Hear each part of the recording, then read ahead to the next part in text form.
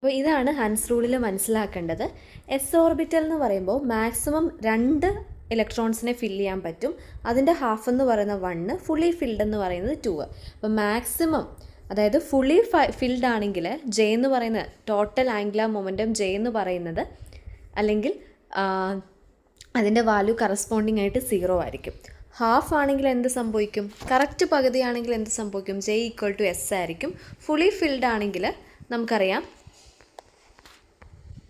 Fully filled ആണെങ്കിൽ J equal to 0 ആയിരിക്കും. അതുപോലെ തന്നെ പി ഓർബിറ്റലിന് മാക്സിമം 6 എണ്ണത്തിനെ ഒക്യുപ്പൈ ചെയ്യാൻ പറ്റും. അതിൻ്റെ പകുതി 3 ആണ്. ഫുള്ളി ഫിൽഡ് എന്ന് വെച്ചാൽ 6 തന്നെ. 10 എണ്ണത്തിനെ പകുതി 5, 14 പകുതി 7.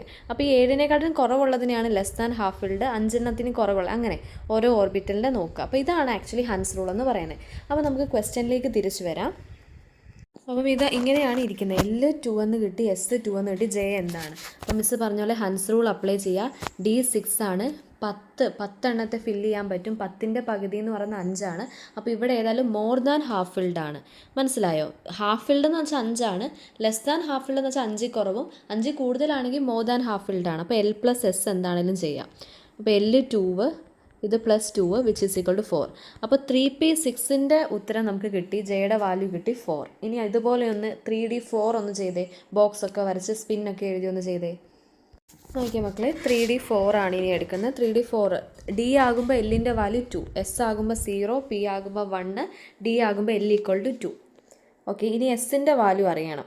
കണ്ടോ, മിസ്സ് പറഞ്ഞത് ഓർത്തോണം. ഇങ്ങനെ ഔട്ടർ മോസ്റ്റ് ഇലക്ട്രോണായിട്ടൊക്കെ ഇങ്ങനെ സ്പെസിഫിക് ആയിട്ട് എടുത്ത് പറയുമ്പോൾ എസിൻ്റെ വാല്യൂ വെറുതെ ഹാഫ് എന്ന് പറയാൻ പറ്റില്ല.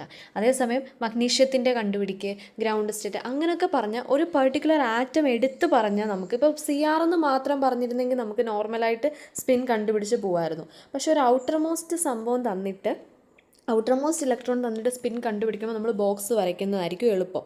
അപ്പം Dക്കകത്ത് ടോട്ടൽ 10 പേരെ ഒക്യുപ്പൈ ചെയ്യാൻ പറ്റും. അപ്പം ബോക്സ് കാണാൻ 10/2 ചെയ്താൽ മതി. അപ്പോൾ 5 ബോക്സാണ് Dക്കുള്ളത്.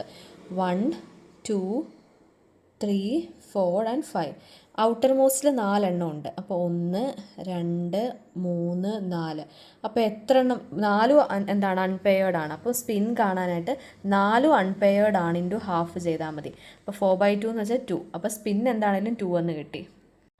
ഓക്കെ, എന്നിട്ട് ഇനി ഇവിടെ ജെ കണ്ടുപിടിച്ചേ. ജെ എന്ത് വരും? ജെ എന്ത് വരും പറയുമോ? ജെ ഈക്വൽ ടു 4 ആണല്ലേ. 4 എന്ന് പറയുന്നത് ഹാഫ് ആവണമെങ്കിൽ തന്നെ 5, 5ൽ കുറവെന്ന് പറയുമ്പോൾ ലെസ് ദാൻ ഹാഫ് ഫിൽഡ് ആണ്. അപ്പോൾ L-S ആണ് ചെയ്യേണ്ടത്. 2 - 2 ഈക്വൽ ടു 0. ഓക്കെ മക്കളെ, അപ്പോൾ 3D6 ആയപ്പോൾ J ഈക്വൽ ടു 4 എന്ന് നേരത്തെ കിട്ടി. 3D4 ആയപ്പോൾ J ഈക്വൽ ടു 0. അതായത് 3D6